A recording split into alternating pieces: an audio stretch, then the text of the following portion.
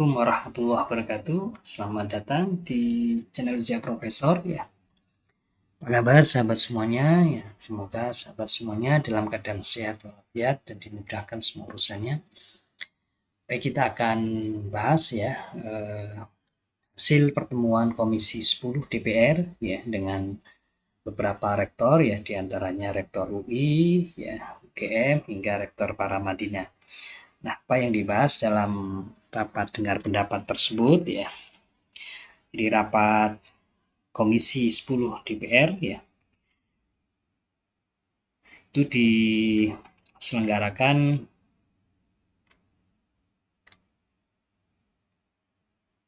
tanggal 10 ya.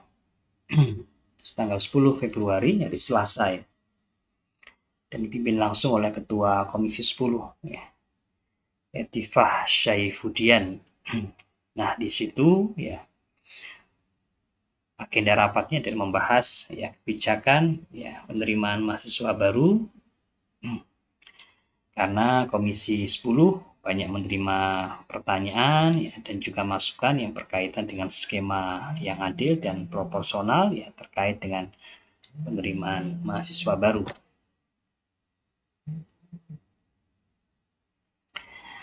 Nah, kemudian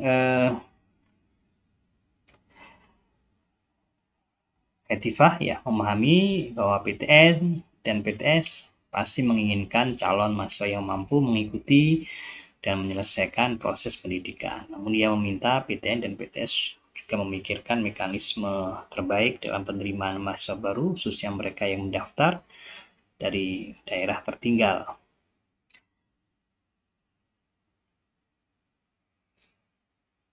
Nah, prinsipnya perguruan tinggi menginginkan calon mahasiswa yang terbaik yang mampu mengikuti dan menyelesaikan proses pendidikan secara optimal. Kemudian bagaimana dengan mekanisme seleksi jika bertumpu sepenuhnya atau sangat terlalu bertumpu pada tes kompetensi akademik, apakah bisa memberikan ruang kepada calon-calon mahasiswa dari daerah tertinggal, terdepan, dan terluar 3T.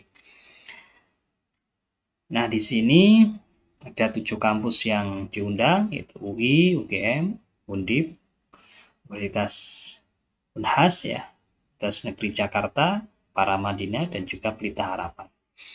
Nah, yang pertama, apa yang disampaikan oleh Rektor UI, itu Profesor Heri Hermansyah. Dia menjelaskan bahwa tidak semua dosen harus menjadi profesor. Nah, dan juga ditambahkan oleh Heri ya bahwa universitas terkemuka di dunia memiliki jalur karir, dosen, masa jabatan. Jadi porsi mengajarnya lebih kecil ya, sedangkan porsi penelitian, inovasi lebih besar.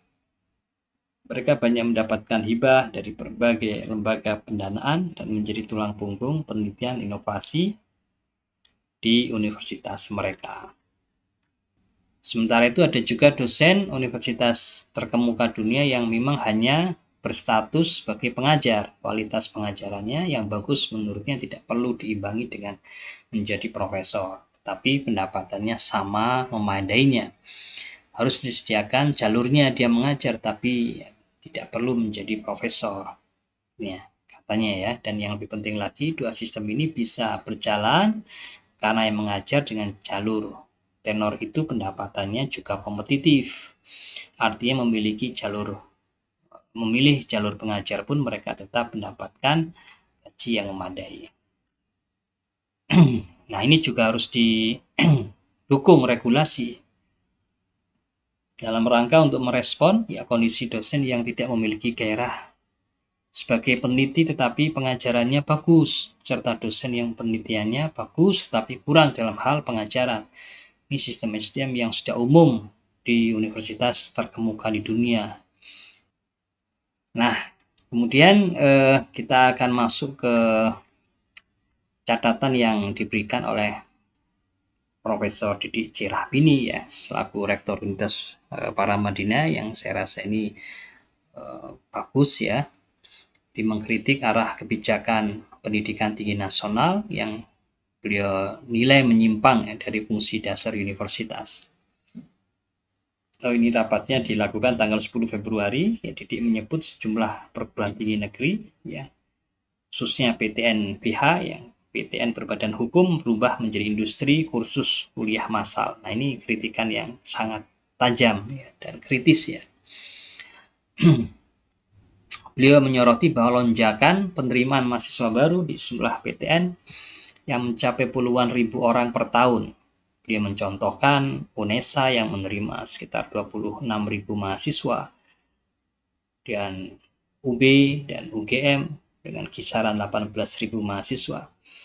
Nah, ini dipicu karena tuntutan, ya, PTN mencari pendanaan sendiri untuk menutup biaya operasional. PTN dengan model PTN PH mengalami transformasi menyimpang dari orientasi, ya, pada kualitas dan riset, ya, menuju industri kursus kuliah massal. Ini kritikan yang tajam, ya, dari Didik Cirahbini, ya, terhadap pengelolaan PTN, ya, yang khususnya berkaitan dengan menggait jumlah mahasiswa yang sebanyak-banyaknya tapi mengabaikan, ya, kualitas dan riset. Nah, beliau menilai bahwa fungsi PTN bergeser menjadi sekedar penyerap lulusan SMA dalam jumlah yang besar, bukan produsen ilmu pengetahuan dan pusat riset. Nah, akibatnya Indonesia sulit, ya, bersaing secara global. Hingga kini belum ada perguruan tinggi Indonesia yang menembus 100 besar, ya, peringkat dunia, berbeda dengan National University of Singapore dan Nanyang Technological University yang masing-masing berada di peringkat 10 besar.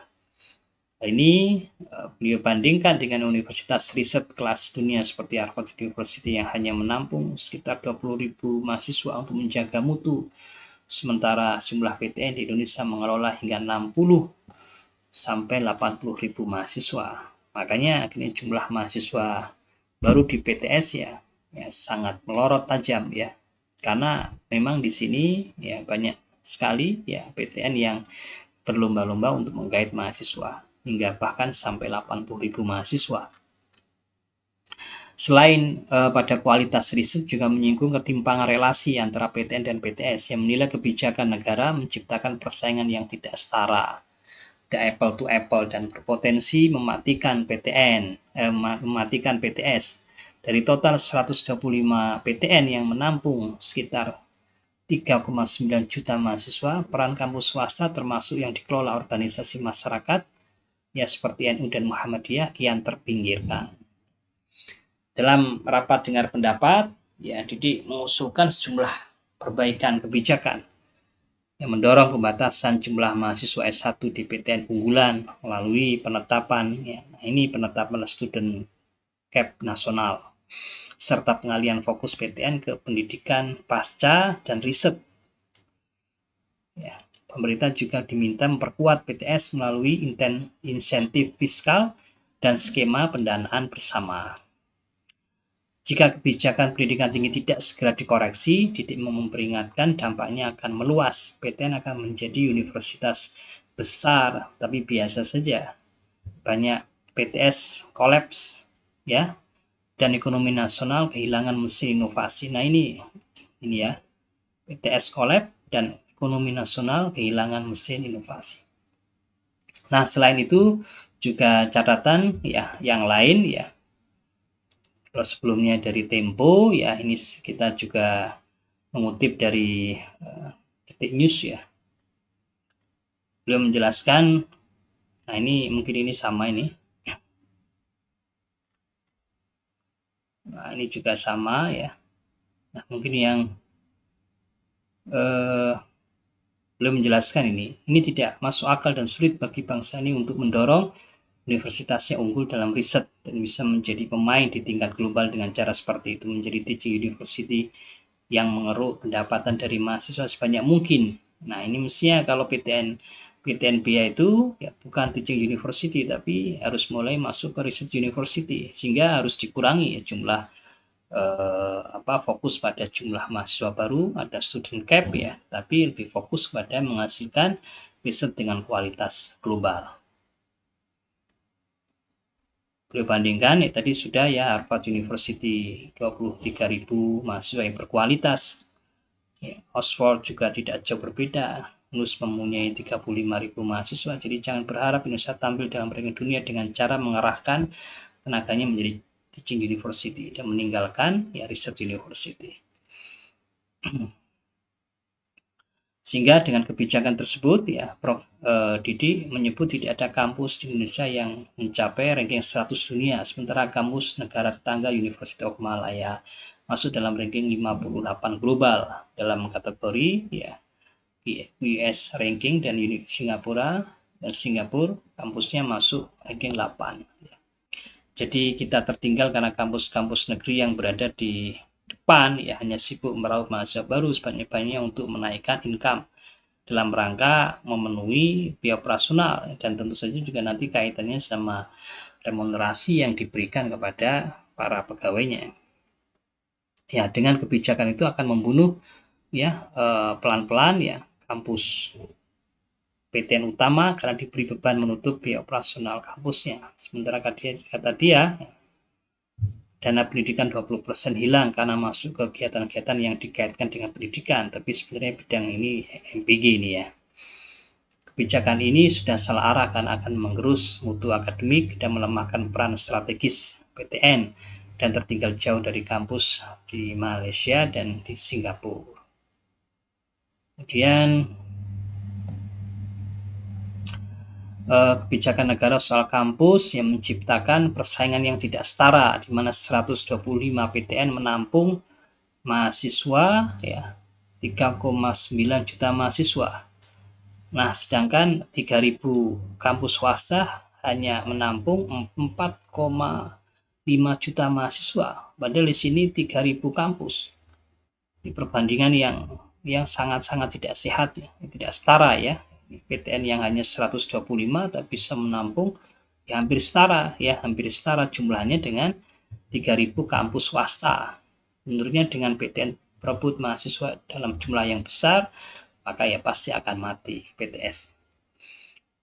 Peran masyarakat, organisasi ormas ya, seperti NU Muhammadiyah semakin terpinggirkan dengan kebijakan yang memperhadapkan PTN dan PTS dalam persaingan besar yang saling mematikan. Peran seharusnya PTN utama masuk ke ranking global tersendat karena harus menerima banyak mahasiswa.